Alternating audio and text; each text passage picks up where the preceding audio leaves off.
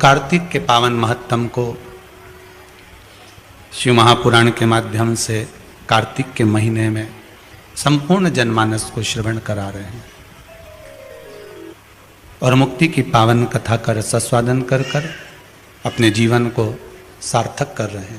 कार्तिक के महीने में सबसे बड़ा अगर व्रत का कोई नियम है तो केवल एक नियम सबसे बड़ा है, सुबह ब्रह्म मुहूर्त स्नान करना और दूसरा दीप लगाना, दिया प्रज्वलित करना, दीप। और कार्तिक महत्तम का जो विशेष वर्णन है, कार्तिक का महीना चल रहा है, अगर ज्यादा दुख है, तकलीफ है तो दुख दहन स्त्रोत का पाठ। कौन सा पाठ? दुख दहन स्त्रोत का पाठ। आप इन 3 वृक्ष में से आंवला हो, पीपल हो, चाहे बेलपत्र हो, इन 3 वृक्ष के नीचे कहीं पर भी बैठकर आप उस पाठ का स्मरण करो, घी का दीप लगाकर। बाबा चाहेगा मेरा विश्वनाथ तो आपके दुख को नष्ट करेगा और सुख का आनंद प्रदान करेगा। विष्णु पुराण किस किसने सुनी है? हाथ उठा। विष्णु पुराण का 5वां अंश कार्तिक खंड वर्णन करता है, या स्कंद पुराण का कार्तिक खंड को उठा लीजिए, वो वर्णन करता है 24 तरह के दिए होते हैं। कितने तरह के? 24 तरह के दीप होते हैं। उस दीप में सर्वाधिक श्रेष्ठ दीप होता है तुलसी दल का दीप, तुलसी की डंडी से जो प्रकट किया गया। बत्तियों का भी क्रम है, एक लंबी बत्ती होती है, एक गोल बत्ती होती है। होती कि नहीं होती? लंबी और गोल। एक सहस्त्र बत्ती होती है। करें दर्शन कभी? यहां पे माताएं बैठ बैठ के बनाती रहती है 100 बत्ती, 108 बत्ती, 108 बत्ती बनाकर भगवान के सामने। उसका क्या प्रमाण है? कौन से पुराण में लिखा है कि 108 और सहस्त्रावली बत्ती लगाई जाए? तो स्कंद पुराण में कार्तिक खंड के अंदर स्पष्ट किया गया सहस्त्रावली बत्ती, 108 लंबी बत्तियों का जो प्रमाण है, वो कहते हैं कि जिस व्यक्ति ने किसी तीर्थ को ना करा हो, पूरे तीर्थ नहीं गए हो, सारे तीर्थों का स्नान नहीं करा हो, किसी तीर्थ में दर्शन करने से वंचित रह गए हो, तो 108 बत्ती की एक बत्ती बनाकर किसी नारायण के मंदिर में, शिव मंदिर में, देवी के मंदिर नहीं, केवल देवता के मंदिर में अगर उसको घी में भिगोकर प्रज्वलित कर दिया जाता है तो सारे तीर्थों के दर्शन का फल उस जीव को प्राप्त हो जाता है। उसको सहस्त्रावली बत्ती। 108 बत्ती एक गोल होती है, एक लंबी होती है। गोल बत्ती और लंबी बत्ती में अंतर होता है, बहुत जमीन आसमान का अंतर है, बहुत ध्यान देना इसका। गोल बत्ती किस किस देवी देवता पे लगती है और लंबी बत्ती किस किस देवी देवता पे लगती है? तो स्कंद पुराण और विष्णु पुराण दोनों कहती है जो लंबी बत्ती होती है वो पितरों की जगह पर, पूर्वजों की जगह पर, पूर्वजों की जगह पर, बड़ के पेड़ के नीचे, पीपल के पेड़ के नीचे लंबी बत्ती का प्रमाण है। किसी देवी के स्थान पर, जो देवी की पूजन करते हैं, जगदम्बा की पूजन करते हो, पार्वती की करते हो, लक्ष्मी की करते हो, कुल देवी का स्मरण करते हो, लंबी बत्ती का प्रमाण। और जो गोल बत्ती होती है वो गोल बत्ती का प्रमाण किसी हनुमान मंदिर, राम मंदिर, शिव मंदिर, जितने देवताओं के मंदिर है वहां पर गोल बत्ती का प्रमाण। लंबी बत्ती देवी के स्थान पर इसलिए जलाई जाती है क्योंकि देवी वंश की और लक्ष्मी की वृद्धि करती है। तो लक्ष्मी और वंश बड़ा होना चाहिए, लंबा होना चाहिए। और देवता के सामने गोल बत्ती इसलिए लगाई जाती है कि हमारा मन, ये चित्त, ये वृत्ति आपके चरणों में टिकी रहे और एक दिन हम भी वैकुंठ का वास करें, इसलिए गोल बत्ती। कार्तिक महीना प्रारंभ हो रहा है। मेरे शंकर भगवान के दरवाजे पर जाकर, मेरे शिव भगवान के दरवाजे पर जाकर दीपदान जरूर करो, दीप जरूर लगाओ। और अगर मौका मिल जाए इस पूरे 1 महीने में तो कुबेरेश्वर बाबा की धरा पर जाकर 5 दीप घी के अवश्य जलाओ। अगर मौका मिल जाए कार्तिक महीने में दीपदान करने का तो कुबेरेश्वर बाबा भंडारी अगर मौका लगा दे, अगर वहां से आप लोग क्रॉस हो रहे हो, निकल रहे हो, जा रहे हो, तो अपनी गाड़ी में 5 दीप बाबा के लेकर जरूर मैं दीप दान करूं कुबेर भंडारी के दरवाजे पर, तो मेरी जिंदगी का भी भंडार बढ़। शिव तत्व, शिव भक्त को शिव भक्ति के ये 5 क्रम बताए गए हैं। पहले नंबर पर बुरे लोग दूर हो जाएंगे, बेकार लोग आपसे दूर हो जाएंगे। दूसरे नंबर पर धन बढ़ने लगेगा, संपदा। जब जरूरत पड़ी, तुम्हारे ऊपर कष्ट आया, पैसे की जरूरत पड़ी, तब बाबा आकर दे जाए, व्यवस्था कर दे। तीसरे नंबर पर सपने में शिव दिखने लगे। और चौथे नंबर पर बिना कारण लोग नफरत करेंगे, ईर्ष्या करेंगे, और बिना कारण लोग बोलो प्रेम करेंगे, प्यार करेंगे, स्नेह करेंगे। और पांचवें नंबर पर है कार्य पूर्ण होना प्रारंभ हो। घर में दीपक रोज लगाते हो रोज? मंदिर में दिया जलाते हो, पीतल का, तांबे का, चांदी का, स्टील का, जो दिया तुम्हारे घर में होगा रोज लगाते हो। बत्ती रोज जलाते हो, 5 दिया होंगे तो कभी बदल बदल के मांझ कर, खासा कर धोकर उस दिए को लगाते हो। पर कभी विष्णु पुराण को पढ़िए, विष्णु पुराण में दीप की महिमा आई है। और विष्णु पुराण में जब दीप की महिमा को हम पढ़ते हैं तो उस दीप महिमा में वर्णन आता है कि दीप देव में इतना बल हो जाता है, रोज दीप लगता है भगवान के सामने, रोज उतारा जाता है, रोज बार बार उतरता है, उस दीप में इतना बल आ जाता है कि यदि कोई बीमार व्यक्ति है और उसका रोग समाप्त नहीं हो रहा, तो वो जो दीप है जब वो ठंडा हो गया, उसी दीप को पानी के अंदर डाल दिया जाता है और उसी पानी से उस व्यक्ति को स्नान कराना प्रारंभ कर दिया जाता है, तो उसका रोग समाप्त हो जाता है। इतना बल दीप में हो जाता है। तुम पूजन की सामग्री को, पूजन के जिस आसन पर हम बैठ कर जप करते हैं, बोलो आसन सिद्ध होता है कि नहीं होता? जम के तो बोलो। जिस माला पे हम जप करते हैं, वो माला सिद्ध होती कि नहीं होती है? माला सिद्ध हो जाती है, आसन सिद्ध हो जाता है, वस्त्र सिद्ध हो जाता है। कितना कितना भाव का। शास्त्रों का अध्ययन करने वाला व्यक्ति इस सब चीजों पर स्मरण करता है कि दीप, हम कहते हैं तुम्हारे घर में ज्यादा दीपक बढ़ाने की जरूरत नहीं है। जो तुम्हारे यहाँ 4-5 दीपक हैं, उसी से आरती पूजन सब करा करो, उन दियों से, क्योंकि उन दीप में बल आते चले जाओ, वो दीपक में शक्ति आती चले। नजदीक है भगवान, कितना बल आता है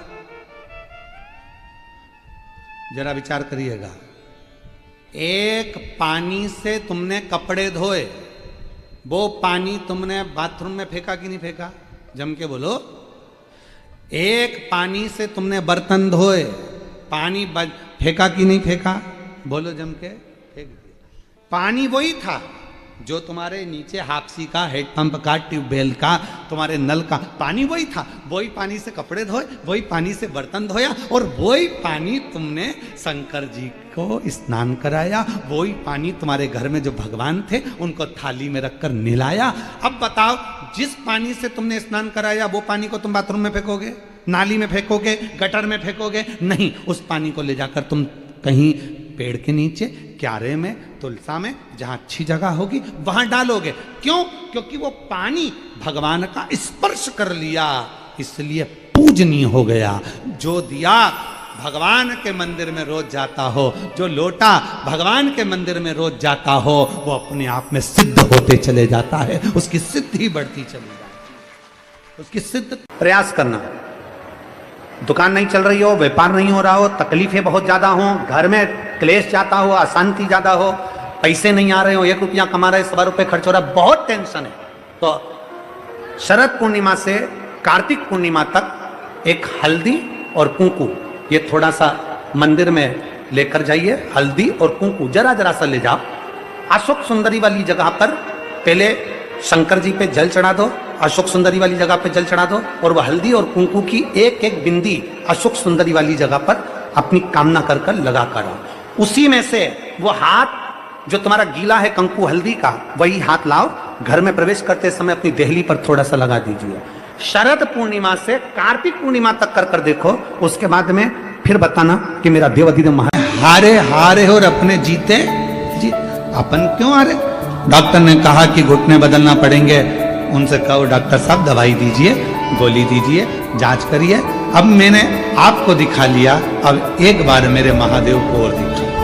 रोज अपने घर से 1 लोटा जल भरो, शिव जी के मंदिर जाओ, शंकर जी को जल चढ़ाकर, बेलपत्र लेकर, घुटना, कमर, पीठ कहीं पर भी तकलीफ है तो नंदी के ठीक पीछे, राइट में नंदी के ठीक पीछे बैठो और भगवान शंकर का नाम लेकर कुंदकेश्वर का बेलपत्र खाना प्रारंभ करो। 1.5 महीने के बाद फिर डॉक्टर के पास जाओ, एक बार मेरे घुटने की जांच करिए, डॉक्टर कह देगा अब आपको ऑपरेशन की जरूरत नहीं, घुटने में काम करना पड़ेगा। इसको कोई सियोर वाला महाराज ने नहीं जिताया, इस बीमारी को किसी ने नहीं भगाया, इस बीमारी को आपने भगाया अपने विश्वास के बल पर, अपने भरोसे के बल, अपनी दृढ़ता के बल। लाल चंदन का जो जल होता है, ये व्यक्ति के जीवन में जो धन कहीं रुक गया, अटक गया, नहीं दे रहा, बेलपत्री के वृक्ष के नीचे, जड़ के नीचे सींचन करने से वो प्राप्त होता है। अथर्ववेद में छंदो ज्ञानोपनिषद में वर्णन किया गया कि पीपल के वृक्ष की जो जड़ होती है, बेलपत्री के वृक्ष की जो जड़ होती है और आंवले के वृक्ष की जो जड़ होती है, इसके नीचे स्वर्ग का निवास होता है। किसका निवास है? स्वर्ग का निवास है।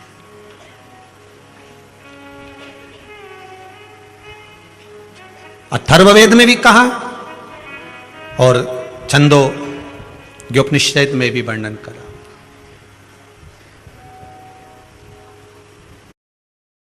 एक पीपल, एक बेलपत्र, एक आंवला, इनके जो जड़ है उस जड़ के नीचे स्वर्ग का निवास। ये जहां लगे,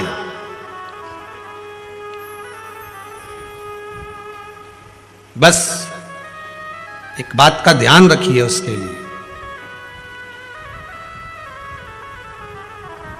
कि जहां पर ये वृक्ष होता है और उस वृक्ष के नीचे बैठकर हम जब किस जल का सींचन कर रहे हैं, जैसे अभी आपको कहा था कि जल में अगर लाल चंदन मिला हो और आप बेलपत्री के जड़ में सींचन कर रहे हैं तो लक्ष्मी की आवक बढ़ेगी। कहीं पैसा अपना अटक गया, नहीं आ रहा, आएगा। पीपल की जड़ में इत्र का जल, पीपल की जो जड़ होती है उसमें इत्र का पानी, थोड़ा सा जल, उसमें थोड़ा सा इत्र का भाग हो महाराज, और आप भगवान पीपल देव, पिपलेश्वर महादेव का स्मरण कर कर पीपल की जड़ में अगर जल चढ़ा रहे हैं और मान लो शरीर में कोई कष्ट हो गया है, शरीर में कोई रोग हो गया है, कोई मालूम पड़े ये हाथ 4 दिन से दुख रहा है या 4 दिन से ये नस दब गई है या ये कमर दब रही है, तो आप 2-4 दिन कर देखो। कलश के अंदर जल, जल में इत्र का थोड़ा सा भाग, पीपल की जड़ के नीचे आप उसका सींचन करिए पिपलेश्वर महादेव के नाम से।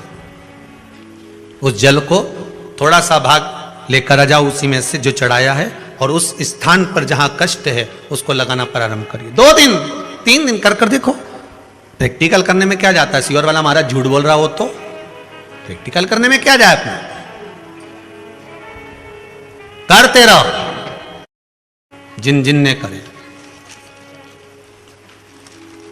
आंवले के वृक्ष की जड़, आंवले के वृक्ष की जो जड़ होती है, इसके नीचे शिव महापुराण की कथा कहती है, विष्णु पुराण कहती है, स्कंद पुराण कहती है महाराज कि भगवान नारायण स्वयं इस जड़ के नीचे अपना विश्राम करते हैं महाराज, इस जड़ के नीचे। प्रयास करा करो, एक चुटकी हल्दी, कितनी? मात्र एक चुटकी हल्दी, आंवले के वृक्ष के नीचे कितनी? मात्र एक चुटकी हल्दी, आंवले के वृक्ष के नीचे भगवान हरि हर महादेव, कौन से महादेव हैं? हरि हर महादेव के नाम से रखकर उस पर पूर्व मुख कर कर, पूर्व की ओर मुख कर कर जल समर्पित करना प्रारंभ कर दीजिए। तो आंवले की जड़ के नीचे अगर हमने हल्दी रखकर जल का भाग समर्पित करा है पूर्वभिमुख होकर, तो अगर व्यापार नहीं चल रहा है, 1 हफ्ता हो गया, बैठे हुए हो, कोई ग्राहकी नहीं है, तो एक बार करो, दूसरी बार करने जाओगे तो आप अपने आप दौड़ कर जाओगे कि मेरा 1 हफ्ते से व्यापार अच्छा चल रहा है। आप दूसरी बार करोगे तो आपको ये ज्ञान उपदेश ये प्राप्त हो जाएगा, अपने आप रिजल्ट सामने आएगा कि हाँ, हमने आंवले के वृक्ष के नीचे हल्दी को समर्पित करा था और उसको चढ़ाने के बाद हमने जो जल चढ़ाया है उसका फल हमको प्राप्त हुआ। ध्यान दीजिए, शांति का अनुभव होता है, मन को शांति नहीं रहती, बार बार ऐसा लगता है कि रोना आ रहा है, कुछ घर में अच्छा नहीं लग रहा, कहीं आंख फटक रही है, कहीं कोई पड़क रहा है। तो कभी ऐसा लगे, एक सफेद फूल पुष्प कुंदकेश्वर महादेव के नाम से अपने घर में से लेकर घुमाकर शिव जी को समर्पित कर कर आ जाओ। वापिस आओगे ना तो रुआसा सा मन होगा, ना मन में अशांति होगी। इतना पावर बाबा दे देंगे कुंदकेश्वर महादेव कि आपको खुद अनुभव हो जाएगा। केवल एक पुष्प श्वेत कुंदकेश्वर महादेव। कुंदकेश्वर महादेव कोई साधारण नहीं है। जिस समय माता पार्वती ने विदल और उत्पल का संहार करा था तो कुंदुक भगवान के चरणों में जाकर लगा। उस कुंदुक के लगने से भगवान शंकर का नाम कुंदकेश्वर हो गया। भगवान शिव ओघड़दानी, त्रिकालदर्शी, कैलाशी, अविनाशी। विचार करा, बूढ़ा बूढ़ी ने विचार करा, हम करें तो करें क्या। विचार करते करते आंखों में जल भर गया। बेटियों का भरण पोषण कैसे करा जाएगा, बेटियों के लिए क्या करा जाएगा। दोनों पति पत्नी चले, रोते रोते नेत्रों में जल भरते हुए। पति ने कहा चिंता मत करा, 5वां हिस्सा लेकर जा रहे थे और सारे वृक्षों के नीचे हिस्सा देते हुए चले जा रहे थे। दामोदर मास था, कार्तिक का महीना था। आज पत्नी के मुख से निकल गया, थोड़ा सा घी आया हुआ है, एक काम करते हैं, 5 जगह इस घी का हिस्सा करना है, तो भगवान के मंदिर में दीप लगा देते हैं। पति ने कहा घी तो आया है पर कपास नहीं है। पत्नी ने अपने तन की साड़ी को फाड़ लिया। ब्राह्मणी ने तन की साड़ी को फाड़ कर बाती बनाकर एक शंकर जी के मंदिर में लगा दिया। दूसरी बाती उसने भगवान पीपल देव के नीचे लगा दिया और तीसरी बाती उसने आंवले के वृक्ष के नीचे लगा दिया और चौथी बाती उसने बेलपत्र के वृक्ष के नीचे लगा दिया। 4 बाती शिव महापुराण का स्कंद पुराण कहती है, ब्रह्मवैवर्त पुराण कहती है, हमारा शास्त्र कहता है, कुर्म पुराण कहती है, विष्णु पुराण कहती है कि पीपल का वृक्ष, बेलपत्री का वृक्ष और आंवले का वृक्ष, शास्त्र कहता है कार्तिक के महीने में इन 3 वृक्ष की जड़ में स्वर्ग स्वयं आकर निवास करता है। स्वर्ग स्वयं आकर निवास करता है। इन 3 वृक्ष की जड़ में स्वर्ग स्वयं आकर विराजमान करता है। और चौथे नंबर पर कहा गया कि जहां तुलसी का पौधा होता है, कार्तिक के महीने में तुलसी के पौधे की जड़ में गोलोक धाम आकर निवास करता है। स्वयं भगवान कृष्ण का धाम आकर निवास करता है। पति पत्नी विचार करते हुए साड़ी को फाड़ते, बत्ती बनाते, घी में डुबोते, दीप लगाते, चलते जाए। जैसे ही शंकर के मंदिर में दीप लगाया, चिंता भगवान शंकर को हो गई। शिव जी ने इशारा करा पीपल देव को, जिसमें 52,000 ब्राह्मणों का वास होता है। पीपल देव को इशारा कर कर जैसे ही पहुंचे, पीपल के वृक्ष में से एक लड़की निकलकर बाहर आई, काका मुझे तेरे साथ चलना है। इतने में पत्नी पति से कहती है, अपने घर में 6 लड़कियां पहले से, कैसे लेकर जाएं इसको। पति कहता है देख वो उसका कोई नहीं है, पीपल के पेड़ के नीचे बैठ के रो रही है, ले चल। पत्नी ने हाथ पकड़ा, आगे बढ़े, आंवले के वृक्ष के नीचे पहुंचे। जैसे ही आंवले के वृक्ष के नीचे पहुंचकर जैसे उन्हें दिया लगाया और दीप जैसे ही लगाया, इसलिए लक्ष्मी का दीप कभी भी गोल बत्ती का नहीं होता। लक्ष्मी का दीप हमेशा लंबी बत्ती का होता है, हमेशा लंबी बत्ती का होता है। शिव महापुराण की कथा कहती है, बाती जो लगाई जाती है दीपावली पर लगाओ, चाहे आप धनतेरस पर लगाओ, चाहे आप रूप चौदस पर लगाओ, चाहे पड़वा पर लगाओ, चाहे दूज पर लगाओ, बाती हमेशा लंबी होना चाहिए। लंबी बाती, चाहे तेल की लगाओ। कि 20,600 नदियों का स्नान अगर संसार के लोग एक साथ ना कर पाए तो किसी बेलपत्री के वृक्ष के नीचे बैठकर उस बेलपत्री को जल समर्पित कर कर उसी के जल का सींचन अगर अपने मस्तक पर कर लेता है तो 20,600 नदियों के पवित्र स्नान का फल उसको तुरंत प्राप्त हो जाए, तुरंत।